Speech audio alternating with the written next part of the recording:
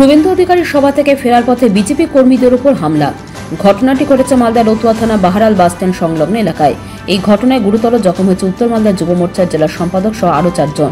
স্থানীয়রা আহতদের উদ্ধার করে তড়িঘড়ি আড়াইডাঙ্গা প্রাথমিক স্বাস্থ্য কেন্দ্রে নিয়ে আসে। বর্তমানে সেখানেই তারা চিকিৎসাধীন আছে।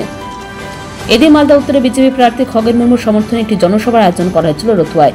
জনসভার প্রধান বক্তা হিসেবে উপস্থিত ছিলেন রাজ্যের বিরোধী দলনেতা শুভেন্দু অধিকারী। সেই সভা শেষ করে বাড়ি ফেরার পথে বিজেপি কর্মী সমর্থকদের উপর হামলা চালানো হয়। হামলা চালানোর অভিযোগ তৃণমূল কংগ্রেসের বিরুদ্ধে। ঘটনায় গুরুতর জখম হয়েছে উত্তর মালদা যুব মোর্চার সম্পাদক শুভম স্বর্ণকার, রাজু চৌধুরী, উদয় চৌধুরী, তপন চৌধুরী, সঞ্জয় চৌধুরী সহ গাড়ির চালক সুদন ঘোষ। তাদের বাড়ি পুকুরিয়া মোর্চা এলাকায়। জানা গেছে দিন সভা শেষ করে বিজেপির কর্মী সমর্থকরা একটি ম্যাজিক গাড়িতে করে ফিরছিলেন। হঠাৎ তাদের উপর 100 থেকে 150 জন হামলা চালায়। যদিও হামলার অভিযোগটি সম্পূর্ণ ভিত্তিহীন বলে দাবি মালদা জেলা তৃণমূল কংগ্রেসের সাধারণ সম্পাদক মেহবুব আলম সরকারের।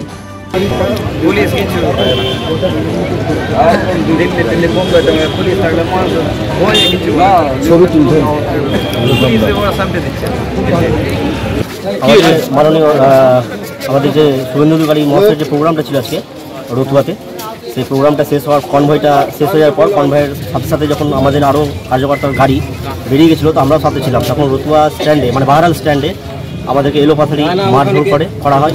ম্যাজিক থামিয়ে ম্যাজিকের উপরে বড় বড় বাস দিয়ে মারা হয়। আমি স্কুটিতে ছিলাম, আমার সাথে আরেকজন ছিল।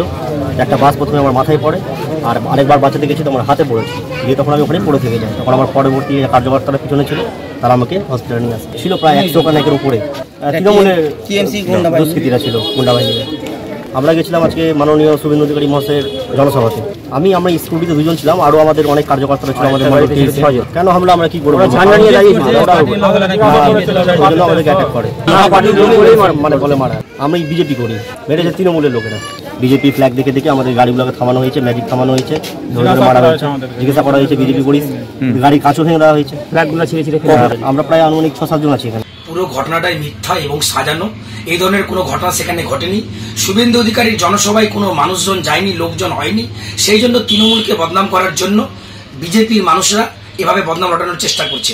তাছাড়া পাশে আমাদের মানিকচকে মমতা ব্যানার্জির সভা ছিল, গাজলের মুখ্যমন্ত্রী মমতা ব্যানার্জির সভা ছিল।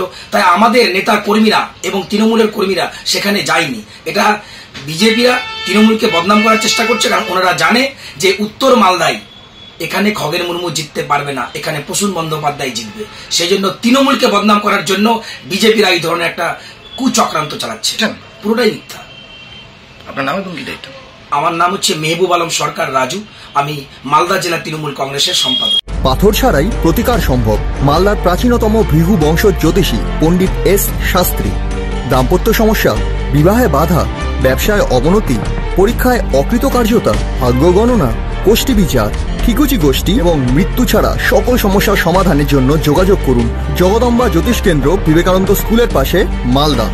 মোবাইল 09733027832 অথবা 09332056956।